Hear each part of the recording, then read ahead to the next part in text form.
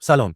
این عکس سیرک خیابانی جماعت پهلویچیه که برای حمایت از زندانیان سیاسی با پوشیدن لباسهای متحدالشکل و منقش به لوگوی ساواک یعنی شکنجهخانه خاندان پهلوی صف کشیدن و به طور نمادین اشک می‌ریزن.